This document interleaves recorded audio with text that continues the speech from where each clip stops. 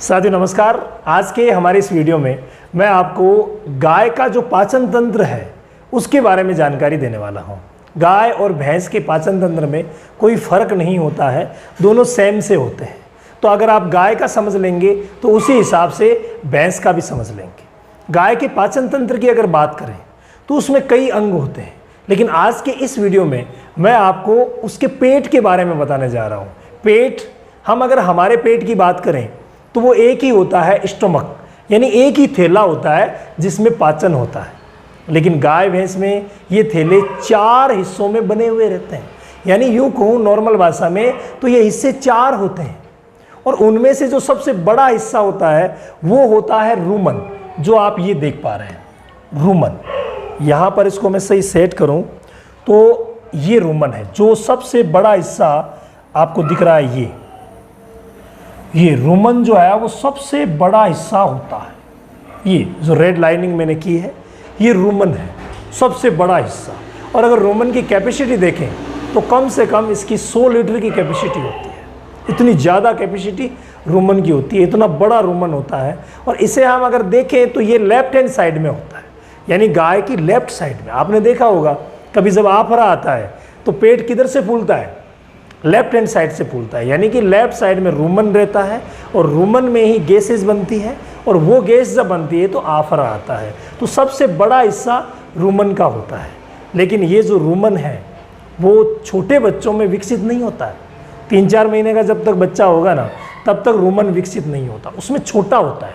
यानी अगर हम परसेंटेज की बात करें तो टोटल अगर 100 लें तो उस 100 में से बच्चों में 15% ही होता है, जबकि बड़े जानवरों में 57% होता है। जैसे गाय भैंस बड़ी हो गई है, 5 महीने का जो भी बच्चा है वो 5 महीने का हुआ, 8 महीने का हुआ, 10 महीने का, तो जो ही 5 महीने का होगा उसमें पूरा रुमन डेवलप हो जाता है। यानी अगर पेट को 100% लें तो रुमन 57% हो जाता है, छोटे बच्चों में 15% रहता है।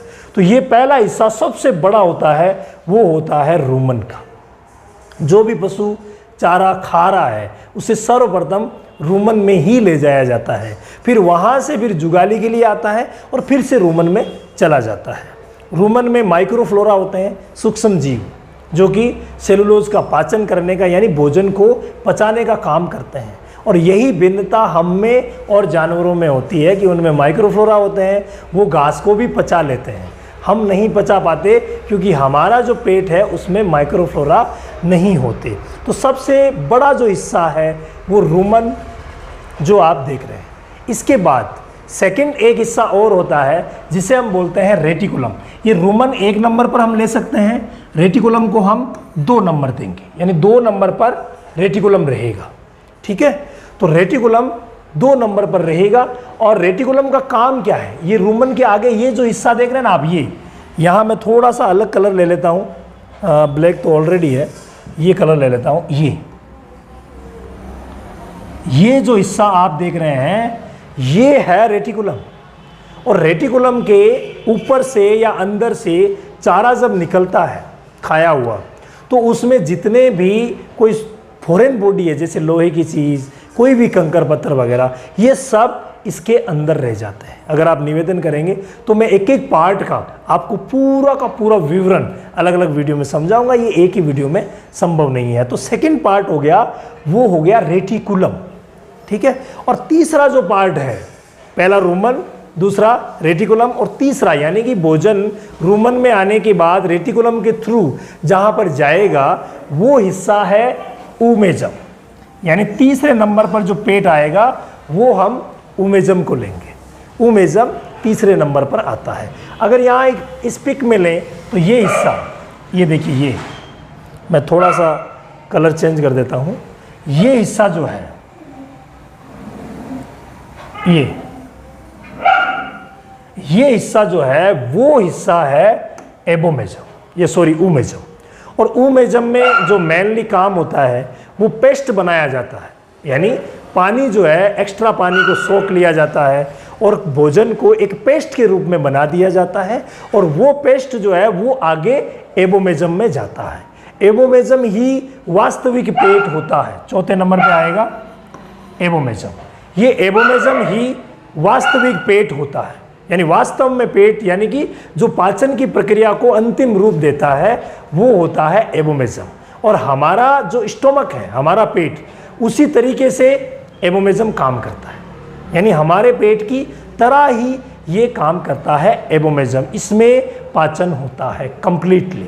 तो ये सारे जो 4 हिस्से हैं वो इस प्रकार से रहते हैं। प्रकृति ने पशुओं को 4 हिस्से क्यों दिए? पहले क्या होता था कि जंगली जानवरों का बहुत ज़्यादा डर था, तो गाय भैंस जब भी बाहर निकलती थी इन्हें बहुत ही कम मौका मिलता था चारा खाने का, घास खाने का, क्योंकि इन्हें डर रहता था। तो जब भी थोड़ा बहुत मौका मिलता ये फटाफट खा लेती और फिर घर आकर के या सुरक्षित जगह आकर के और फिर चबाती।